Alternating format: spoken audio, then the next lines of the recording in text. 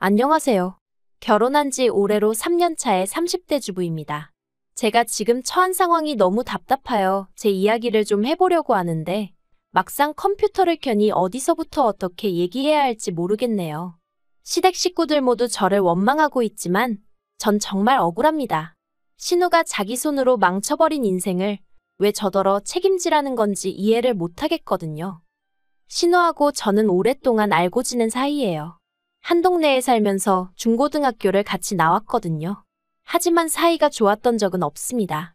어렸을 때이니 신우가 성품이 어땠고 그런 이야기는 하지 않을래요. 아무튼 신우하고 저는 친해질 이유도 없었고 성향도 성격도 워낙 달랐기 때문에 고등학교 졸업 이후로 소식이 끊어졌어도 아쉽다는 생각은 한 번도 해본 적이 없어요. 문득 생각난 적은 있었지만 그 또한 별 의미가 있어서는 아니었죠. 하지만 그런 신우와 다시 만나게 된 건 뜻밖의 장소였습니다. 바로 남편 집에 처음 인사를 드리러 갔을 때였죠. 남편하고는 지인의 소개로 만났는데 남편은 저보다 2살이 많았고 직장을 다니는 평범한 회사원이었어요. 반면에 저는 다니던 회사를 나와 작은 온라인 쇼핑몰을 운영하고 있었고요. 그래서 솔직히 처음엔 그다지 통한다는 느낌은 없었어요. 제가 비록 사회생활을 했었다곤 해도 남편과 분야가 워낙에 다르다 보니 대화가 길게 이어지질 못했거든요. 남편은 온라인 비즈니스에 대해선 전혀 아는 바가 없는 듯 했고요. 하지만 다행히 얘기를 나누다 보니 남편도 저도 영화 관람이 취미라는 걸 알게 되었고 좋아하는 장르도 같다는 걸 알게 되었죠. 그래서 그 주제로 대화의 물꼬가 터지면서 저희는 급속도로 가까워졌어요. 그리고 그렇게 남편과 2년의 연애를 했는데 그동안 남편의 가족을 만난 적은 없었습니다. 솔직히 남편과 이따금씩 결혼을 전제로 이야기를 주고받곤 있었어도 확실히 정해진 게 아니었기 때문에 굳이 가족까지 만나야 한다는 생각은 안 들었거든요. 그리고 남편도 그다지 자기 가족 이야기를 하는 사람은 아니었고요. 하지만 남편이 정식으로 프로포즈를 해오고 제가 받아들이면서 처음 시댁에 인사를 드리러 가게 되었는데 그곳에서 오랜 동창을 마주치게 될 줄은 정말 꿈에도 상상하지 못했어요. 고등학교 졸업 후 거의 10년 만에 만났는데 신우는 달라진 게 없었습니다. 외모가 아니라 성격이요. 여전히 그때처럼 생각 없이 틱틱 뱉어대는 말투와 철없는 사고방식. 솔직히 너무 어이가 없어서 웃기기까지 하더라고요.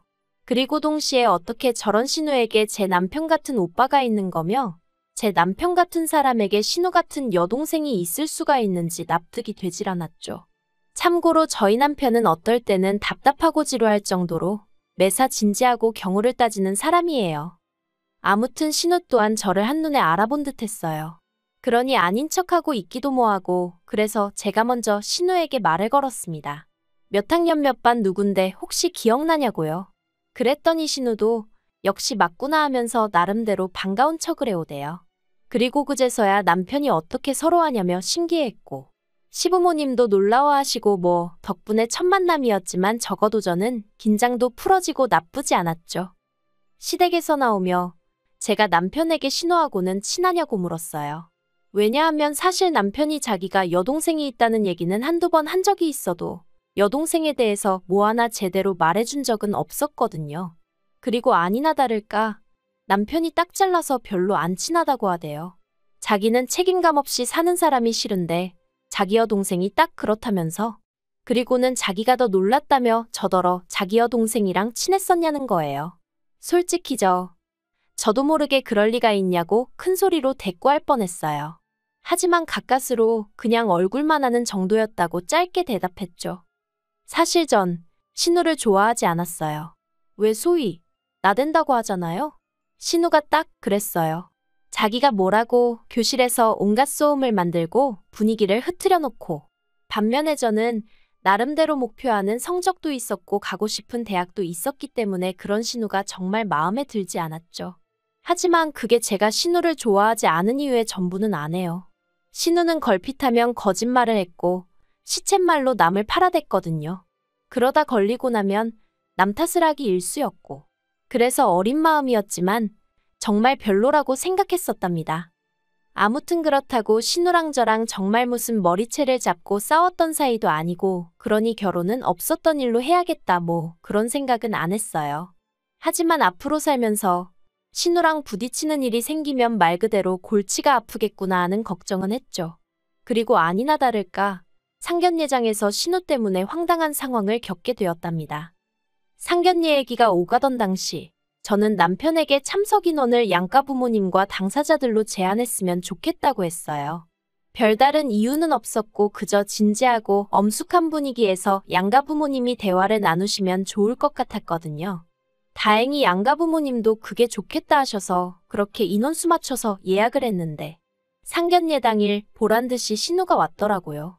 그래서 제가 오늘은 부모님과 당사자만 모이기로 했는데 오빠한테 못 들었냐고 하니까 자기는 왜 빼냐면서 자기만큼 저에 대해 잘 아는 사람이 있냐는 거예요.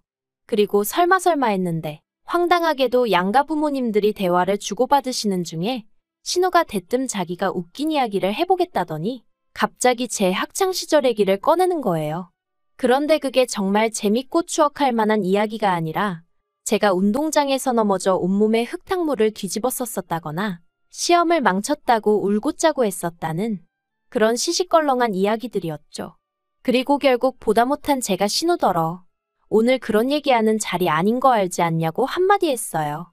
그랬더니 신우가 저더러 한다는 말이 분위기 좀 띄워보려고 한 건데 뭘 그렇게 정색하냐면서 혹시 벌써 윗사람 행세를 하고 싶은 거냐대요? 어이가 없어서. 그래도 바로 뒤이어 남편이 신우더러 말하는 버르장머리가 그게 뭐냐며 화를 내더니 그따위로 굴거면 지금 나가라고 하더라고요. 그제서야 시부모님도 신우더러 조용히 좀 하라 한마디 하시고 아무튼 그래서 어찌저찌 고비는 넘겼네요. 하지만 신우의 경우 없음은 그날로 끝이 아니었어요. 무슨 말이냐면 결혼식 이후 얼마 지나지 않아 호칭 문제로 다시 부딪히게 되었거든요. 사실 저희가 친했건 안 친했건 간에 어쨌든 동창으로 나이도 같았으니 새언니니 아가씨니 하는 호칭들이 낯선 건 사실이었죠. 하지만 그렇다고 해도 저는 구분할 건 구분을 해야 된다고 생각했어요.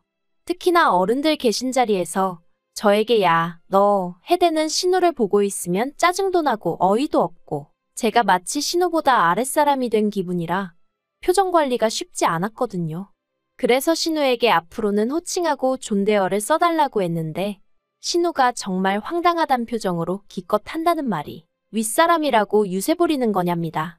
그리고는 그러기로 나면 알겠다면서 대신 그러면 자기도 이제 시자 노릇을 할 거니 그런 줄 알라는 거예요. 어이가 없어서 그 시자 노릇이 뭐냐니까 그거야 두고 보면 알 거 아니냐는데 황당해서 알겠다고 마음대로 하라고 해버렸죠. 그런데 솔직히 전 그때만 하더라도 신우가 저한테 서운해서 그런다고 생각했지. 설마 진심으로 악의를 갖고 그런 말을 했을 거라곤 생각하지 않았거든요. 하지만 그건 순전히 제 착각이었어요. 시자질이 뭔지는 몰라도 확실한 건 심술을 부리려고 작정을 한 것 같았거든요. 일단 신우는 시도 때도 없이 저희 집에 찾아오기 시작했습니다. 그리고는 현관을 열어주면 집 안에 들어와 대뜸 밥을 달라던가 오늘은 여기서 쉬고 가겠다던가 헛소리를 해댔죠. 문을 뭐하러 열어줬냐고 하시겠지만 문을 안 열면 열 때까지 초인종을 눌러댔으니 이웃들에게 미안해 어쩔 수가 없었어요. 게다가 그게 다가 아니었습니다. 한 번은 남편과 금요일 저녁에 떠나 월요일 새벽에 한국에 도착하는 해외여행을 한 적이 있는데 그때 양가 부모님께는 일찍이 저희 스케줄을 공유해드렸거든요. 하지만 신우는 솔직히 신우한테까지 말을 해줘야 한다고는 생각을 못했죠. 저희는 신우 스케줄엔 관심도 없었으니까요. 그런데 저희가 여행을 갔던 때에도 신우가 연락도 없이 불쑥 저희 집에 왔었던 모양입니다. 한창 남편이랑 수영하고 쉬고 있는데 국제전화가 걸려와서 받으니 경찰이었어요. 그리고 경찰이 하는 말이 저희 신우가 저희 집 앞에서 문 열라며 소동을 피워서 이웃들한테 신고가 들어왔다는 거예요. 하지만 그래도 다행이었던 게 신우의 미친 짓은 신우가 연애를 시작하면서 급속도로 줄어들었습니다. 비록 서울에서 부산이라는 장거리 연애였지만 그래도 신우에게 남자친구가 생겼고 그렇게 신우의 온 관심이 남자친구에게 쏠리게 되면서 저희가 신우 눈밖에 날 수 있었죠. 그리고 한동안은 정말 평화로운 날들이었습니다. 남편은 회사에서 승진을 했고 저는 저대로 사업을 키워나가고 있었거든요. 신우도 신우대로 비록 장거리다 보니 한 달에 많아야 2번뿐이 못 보는 것 같았지만 그래도 연애를 해서 그런가 사람이 무척 행복해 보였죠. 그리고 설마 했는데 올 봄 신우가 결혼 소식을 전해왔어요. 남자친구에게서 프로포즈를 받았다며 10월쯤에 식을 올리고 싶다면서요. 그리고 사실 다들 겉으로 표현은 못했어도 신우를 무척 걱정했었거든요. 나이는 들어가지, 그런데 모아둔 돈은 없지. 그렇다고 다니는 직장이 안정적인 것도 아니지. 아마 다들 말은 안 했어도 시쳇말로 누가 데려가나 했었을 거예요. 그런데 신우가 결혼하겠다고 한 남자는 그래도 꽤 괜찮은 중견기업을 다니고 있었고 듣자 하니 집이 돈도 좀 있다고 하더라고요. 그러니 다들 한숨 돌린 심정이었겠죠. 심지어 신우에게 좋은 감정이라곤 없던 저도 안도했을 정도니까요. 그런데 왜 사람은 자기가 가진 것에 만족할 줄을 모르는 건지 모르겠습니다. 그날은 제가 사업상 미팅으로 시내에서 볼 일이 있었거든요. 그리고 그 동네가 워낙 젊은 사람들이 많이 오가는 곳이다 보니 숙박업소가 엄청나게 많아요. 그런데 신호대기에 걸려 있는데 건너편 숙박업소에서 낯익은 남녀가 팔짱을 끼고 나오더라고요. 네, 저희 신우랑 남편 친구였어요.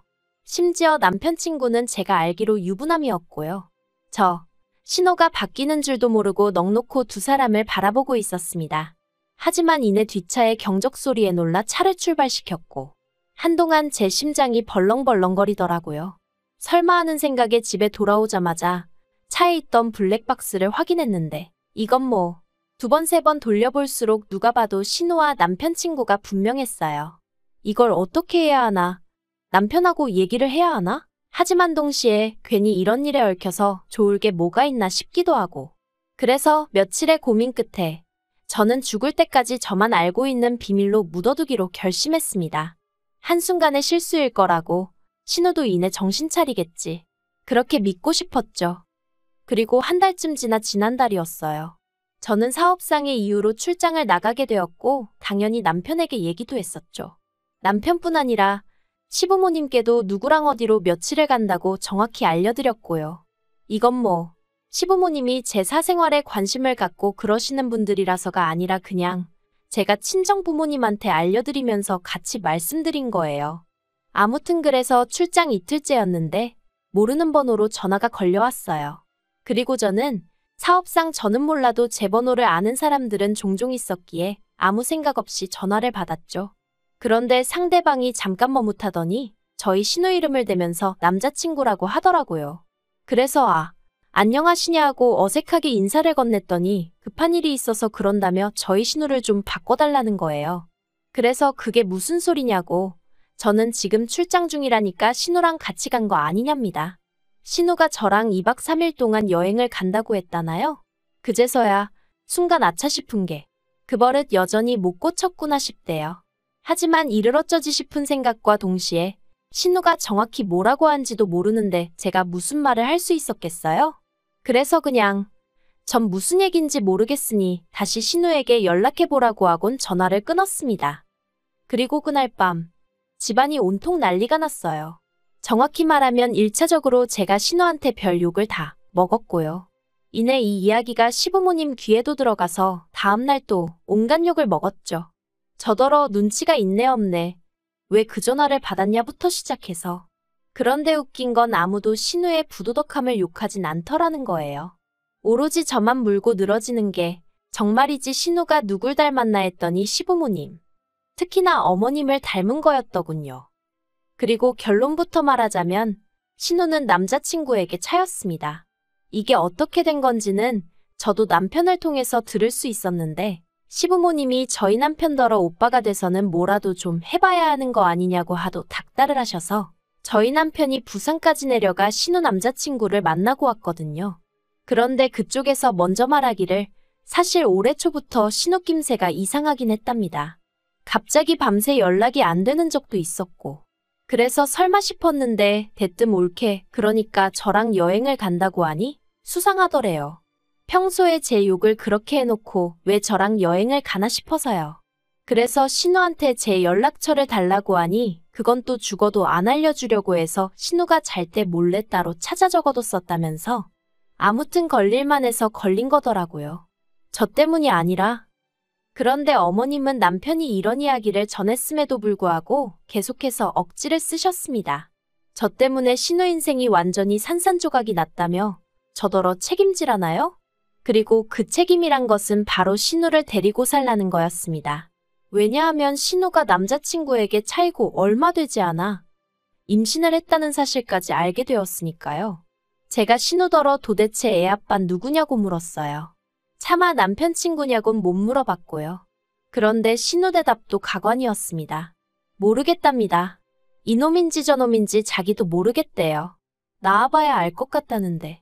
참으로 대책 없다 싶더라니까요. 그래도 다행히 남편이 시부모님더러 왜 신우를 우리가 책임지냐면서 그렇게는 죽어도 못한다 맞서줬어요.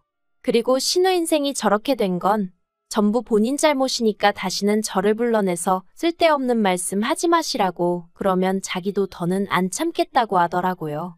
그러자 어머님이 너는 네 핏줄은 눈에도 안 보이냐며 여자한테 환장을 했느니 하셨는데 남편이 어머님 떨어 엄마가 그런 식으로 애를 감싸고 도니까 애가 저 모양이 된 거 아니냐면서 같이 맞불을 놓더라니까요.